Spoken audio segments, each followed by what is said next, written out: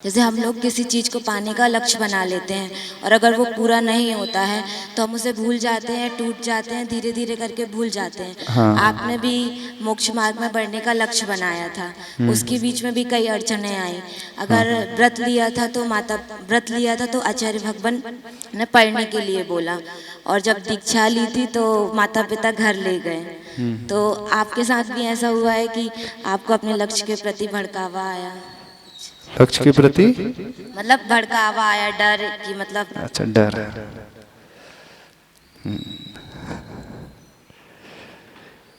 शुरुआत में हर कार्य बहुत कठिन लगता है, ये सबके साथ होता है। कोई भी हम शुरुआत करने जाएं तो हमें अंदर से ये भाव पैदा होता है, इतना बड़ा काम है, कैसे होगा, हो भी पाएगा कि नहीं हो पाएगा। ये सबके साथ होता है, इसमें कोई बड़ी बात नहीं। आप पढ़ाई करने के लिए जाते हो तो भी ये भाव पैदा होने लगता है, कोई बिजनेस करते हो तो भी पैदा होने लगता है, और परेशानियां भी आती हैं, हर एक के जीवन में आती हैं। जब आप जिम जाते हो, स्टार्ट करते हो जिम जाना, तो आपके शोल्डर दर्द होने लगते होंगे, हाथों में दर्द होने लगता होगा, थाइज में दर्द होने लगता होगा। 2-3 दिन लगातार जाते रहो, दर्द बना ही रहता है, होता है कि नहीं? फिर क्या उसे छोड़ देते हो? छोड़ देते हो बात जाना? नहीं छोड़ते हैं। आचार्य भगवान ने मुख माटिक में बहुत सुंदर दृष्टांत दिया है। नई लेखनी, नया पेन जो होता है, पहले इंक वाले पेन आते थे, निब और जिब वाले आते थे, तो पहले बहुत वो खुरदुरा लिखता है, लेकिन जैसे जैसे लिखते चले जाएं उसमें स्मूथनेस अपने आप आती चली जाती है। नया जूता भी व्यक्ति पहनता है तो पहले वो काटता है, गाड़ी भी नहीं होती है तो वो व्यक्ति उसमें ठीक तरीके से एडजस्ट नहीं हो पाता है। तो ये नियम है प्रकृति का कि कोई भी कार्य करेंगे तो उसमें कठिनाइयां अवश्य आएंगी, और हमारे साथ भी ऐसे हमें भी डर लगा था, और डर लगा था तभी तो हमने 7 दिन का व्रत लिया था। पहले जब पेरेंट्स लोग समझा रहे थे तब बीच में ये भाव भी आया कि जैसा वे कह रहे हैं कहीं अपने साथ भी वैसा ही हुआ तो, क्योंकि दुनिया बड़ी अजीब है, बड़ी कठिनाइयों से भरी हुई है। दुनिया में परीक्षा लेने वाले ढेर सारे हैं, हर व्यक्ति श्रद्धालु नहीं होता है, हर व्यक्ति की बहुत सारी आंखें होती हैं, और हर व्यक्ति पहले परीक्षा करता है। परीक्षा में जब व्यक्ति खरा उतरता है तब उसकी श्रद्धा बढ़ती है। और प्रतिकूलताएं बहुत हैं, शारीरिक प्रतिकूलताएं भी आएंगी, आहार संबंधी प्रतिकूलताएं, अंतराय संबंधी है, कीशलून संबंधी है, सर्दी गर्मी संबंधी है, विहार संबंधी प्रतिकूलताएं अपन सहन कर पाएंगे कि नहीं। तो पहले तो भाव आया, लेकिन सबसे बड़ा जो भाव आया वो भाव आया परिणामों का। कौन सा भाव?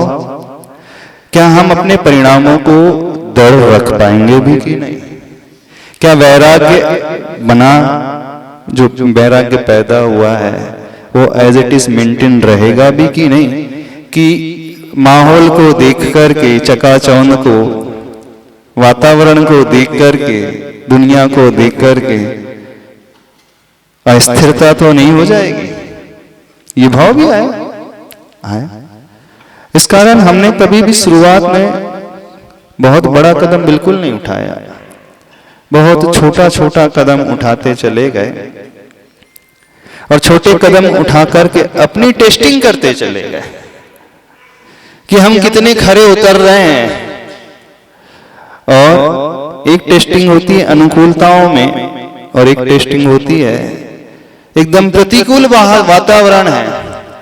तो जब बम्बई का वो काल था वहां रहने का, उस समय सबसे ज्यादा कठिनाइयां भी आई। कौन सी कठिनाइयां? सभी प्रकार की कठिनाइयां आई। माया नगरी मानी जाती है तो लालच वाली कठिनाई, उसको हम कैसे जीतेंगे, क्योंकि उससे भी बहुत व्यक्ति प्रभावित हो जाता है। पैसे को देख करके उसके मन में भावना आ जाती है, अब धर्म तो बाद में कर लेंगे, बुढ़ापे में कर लेंगे, इतनी जल्दी क्या, अभी थोड़ा सा ऐशो आराम कर लिया जाए। दूसरी बात, जो वैराग्य की दृढ़ता बनी रहेगी कि नहीं, क्योंकि निमित्त चारों तरफ बहुत सारे, और वहां जितने निमित्त मिलते उतने निमित्त दुनिया में शायद कहीं नहीं मिलते। तो उन निमित्तों के बीच भी थोड़ा सा रह करके देखा, परिणामों में कितना उतार चढ़ाव आता है। कभी विशुद्धि बढ़ती भी है, बढ़ी भी, कभी कम भी हुई, कभी यह भी विचार आया कि दूसरा मार्ग अपना ले, आया विचार, फिर पुनः अपने आप को स्थापित किया, पुनः सोचा नहीं, यदि उस पे अपन चले भी तो कितना पाएंगे, कब तक पाएंगे, कितना अपने आप को मेंटेन रख पाएंगे। उससे जो मिलेगा वो तात्कालिक रहेगा, क्षणिक रहेगा, कुछ समय का रहेगा, लेकिन उसके बाद तो फिर इसी मार्ग को और दृढ़ता से, तो गुरुदेव की वाणी को सुनकर के, उनके द्वारा दिए हुए शिक्षा नियमों को पुनः पुनः रिकॉल करते हुए अपने आप को स्थिर करते चले गए। लोगों ने डिगाने की भी कोशिश की, लोग लालच भी दिए गए, पर गुरुदेव का ऐसा आशीर्वाद था, उनकी अनुकंपा थी कि थोड़े बहुत हिले होंगे लेकिन गिरे नहीं। जब बस में व्यक्ति यात्रा करता है, बस एकदम से रुकती है तो झटका सा लगता है, लेकिन जो पहले से तैयार रहता है वो पकड़ लेता है, हैंडल को पकड़ लेता है, झटका लगने वाला है, अपने आप को संभाल लो। खासकर जब व्यक्ति खड़ा रहता है तो गिरने की संभावना बस में ज्यादा हो जाती है, एकदम से चलती है अथवा एकदम से रुकती है।